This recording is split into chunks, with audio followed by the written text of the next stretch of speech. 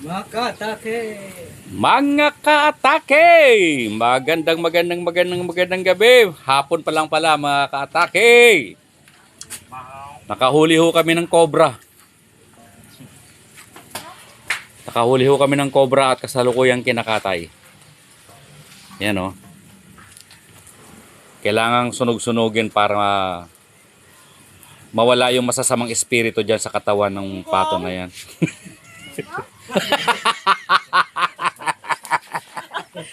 Huwag mo kasi tinuturuan mo eh. Mahaw. Sa mukha. Ah. Tiyo, deliver daw kayo? Dito yan, dito yan. Hmm? Mahaw, mahaw. Hmm. Dali. Mahaw. Andito yung mga veteranong mangangain. Ito. Dai, pakibilis-bilisan mo, Dai. Hindi yung kukupad-kupad pag nagdidilig.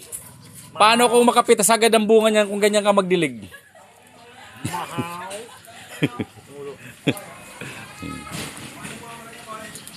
Grabe, no? Talagang ito po ay ano, pang main event so ito. Ganyan ho ang nangyayari pagka nalulungkot ang tropang atake. Basta nakaramdam yan ng kalungkutan ng tropang atake, yan ang gagawin. Maglilibang yan at ang libangan niyan ganyan. Napakadelikadong malungkot ang mga taong to. Kita mo yun. Yung nagkakatay ho ng pato ay ano pa yan, inimbitahan pa yan galing sa Patikul Sulu. Kasi may kailangan expert yung nagkakatay eh. Yan, yan. Mahaw na yan. So, grabe no. Tapos ano yan, lulutuin yan 6 minutes, sobrang lambot na. May sekreto kasi siya eh. 6 minutes lang na luto, malambot na yung pato. Wala pang tubig yon. Oh. Mahaw. Grabe no. Ganyan kabangis yan.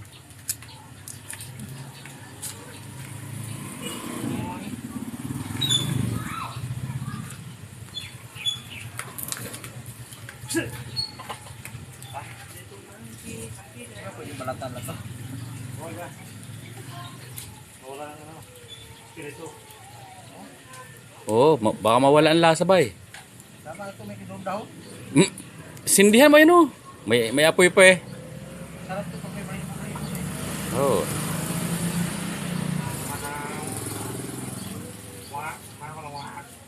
Sarap tayo kumain ba pag may balahibo. Yan oh. Balahibo ng pato. Ito, tani eh. Di, mo, tawagan natin si Apple. Palinis natin kay Apple yan.